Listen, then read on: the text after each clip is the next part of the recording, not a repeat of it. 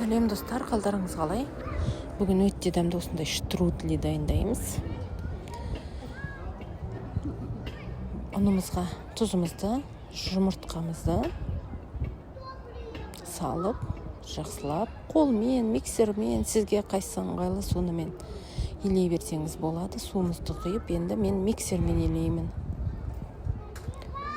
Мінекейіңіз, біздің қамырымыз дайын.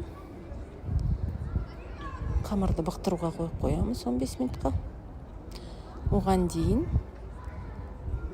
етімізді қуырамыз. Табамызға майымызды құйып, қыздырып ап, етімізді саламыз. Жақсылап қуырамыз.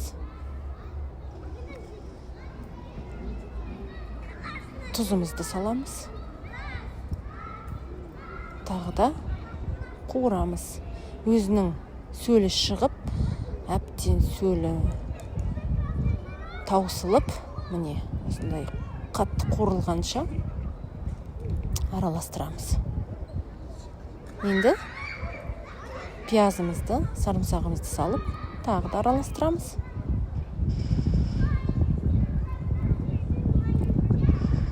Енді томатымызды саламыз. Тағы да араластырамыз.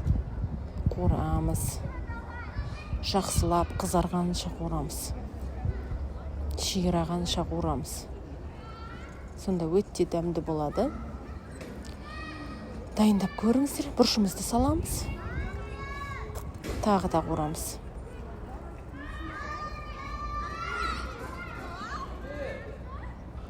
Мінекейіңіздер жақсылап қуырылды. Мінекейіңіздер қуырылды. Енді суымызды құямыз.